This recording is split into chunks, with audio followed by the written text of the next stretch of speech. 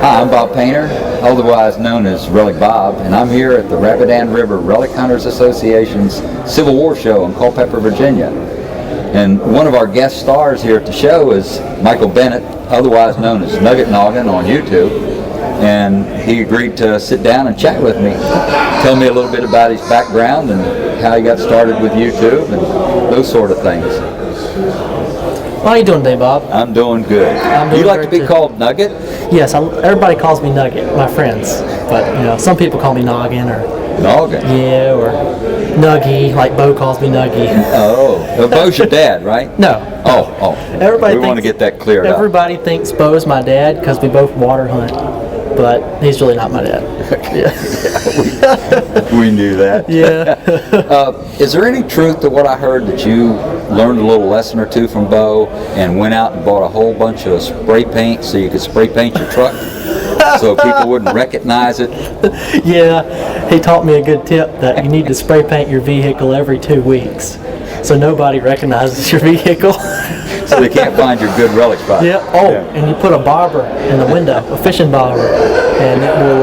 They'll think you're fishing. There you go. Yep. That's some good relic tips from the experts. Now on a more serious note, how'd you get to become a master relic hunter, a professional relic hunter? Well, I started out a beginner, and I was mainly into collecting rocks and painting for gold. And at the time, I was going around in the creeks and painting and finding flakes of gold and stuff. So my grandfather was like, "You should get a metal detector." So I'm like, "Good idea." Well, we got him one first for his birthday. He got one, a cheap bounty hunter. And we took it down to the creek and I asked him if I could use it. He's like, "Sure." So, go out there and walk 2 feet. Man, that's a killer signal. And I dug down, and it was part to a double-barrel shotgun, early one from the early 1900s. Might not be the best find, but it got me hooked on digging. And then I got into coins and relics, and now I'm just really good at what I do. Yep. You have a lot of videos on YouTube. How'd you get started on YouTube? Well, I just created an account just to watch videos and stuff. And I used to watch ST Digger, if you know him, his YouTube videos. So I figured, well, I'll make me some. So I posted a video, which my first video is really funny. If you hear my voice on there, you'll think I'm 5 years old. But I recorded it when I was 14 years old, and it's just a table filled with some pennies and junk that I found in 3 months of detecting. And it has like 200,000 views now. Oh, that's awesome. Yep. And then from there, I upgraded detectors to an H250, and then now I'm using AT Pro, but I love doing it for fun. That's what it's all about. The best hobby in the world, but for you, it's a little more than a hobby. It's my life. It's your job. Well, kinda, yeah. Well, that's good. Yeah, I get paid off the ads from YouTube, so my fans support me, so that's good. You want to say hi to your fans? Hey, everyone. They always do that on television. I don't do that on my videos. So. What do you think the best thing you ever? Usually, when you're asked what's the best thing that's you a hard question, found, it's a hard question. Because the best can mean anything. It's really an opinion, what they think is best. Mm-hmm. To some people, my Confederate belt buckle might not be a good find, but to me, it's rare. And to other people, an old Morgan silver dollar, from the 1800s could be a cool find. It depends on what they like, I guess. But. So which one do you like the best so far? Man, tough question. I found so much stuff. I'm just attached to everything. I love it all, but my Confederate belt buckle is like the number one. I gotta say it's my best one. Yeah, you got quite excited in your YouTube video. I love my cannonballs though. I still love my cannonballs. Love them. So, thinking ahead a little bit, where do you see yourself maybe 10 years from now? Oh man, I never thought that far. What do you think you'll be doing? Hopefully, I'll be working for some metal detector company or have some TV show or something. If not, I'll have to get a job. And I don't want that. So you're Your first wish would be to work for a metal detecting company? Either that or have a TV show where, I get to metal detect all the time and have fun. I mean, I'm not going to sell my relics. No. But that's a way to make money. I'm not going to do it, though. I mean, I'd like to have my own TV show. Either that or be a part of a great one or something. But what's your job, by the way? Now or forever? Well, what have you done? Do you just detect all the time?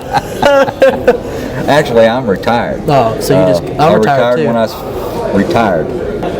Well, I worked for 40 years and retired. So my hobby is metal detecting. Yeah. And actually, what I found to be the best part of metal detecting is not necessarily the finds. They're exciting, it's cool to find good stuff. Yep. But I guess you could say I've evolved into I would rather find stuff, but in the process try to teach the next generation what the stuff is and how to find it. Leave tips with them. And I notice you do a little bit of that in your videos. I tease people. I give them a few tips. Yeah. I don't tell them everything. I should. That'd make a good video, but I do give a lot of tips. And people tell me all the time when they watch my videos, they learn a lot of stuff just from watching me metal detect. That's gratifying. I just say a couple things. You set it up this way, and I guess it helps them out a lot. So. It does. Mm-hmm. Yeah. And I get a lot of the younger generation into it for my videos. Because I'm a younger wonder person. why. I mean, you started when you was 14, and that was what, last year? No! Oh! That was 5 years ago. Oh! Okay. Well, you're an old man now. Yeah. That's terrible. The first video I had, it took, like over a year before it even got 300 views. Mm-hmm. And then somehow I don't know how it happened. Everybody started subscribing to me, and bam. Now I have 3.5 million or more views. Wow. Well, who do you think the number one relic hunter YouTube personality is right now in America? In America? Uh-huh. I can't. It could be me, but I don't know. I'm not saying it's me. I mean, Bo's good too. He's great. And you're number one. How do you know? No, I mean on YouTube. You're number one. Yeah, on number YouTube. one. Bo's catching up now. He's getting there. So you got a little competition with your dad? My dad, yeah. Oh, I'm sorry. Bo's not your dad. You have a little competition with Bo. I'm Bo Jr. He's catching up. He's probably 800,000 behind.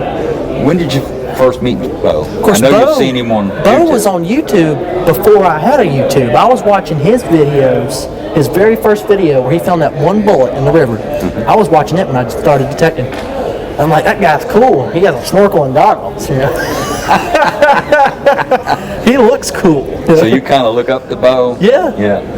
And now, I dig with him now. Yeah. When did you first meet him?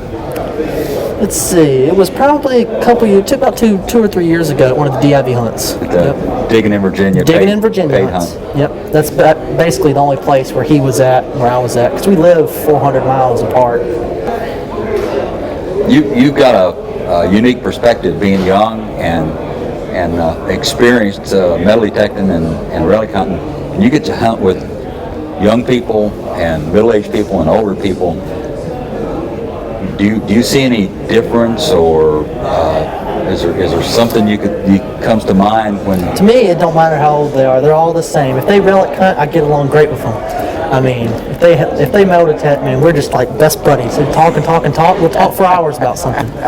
But Well, I sure appreciate you sitting down and talking with me, and it's a pleasure having you here at the Civil War Show. No problem. I enjoyed it. Check out some of my relics now.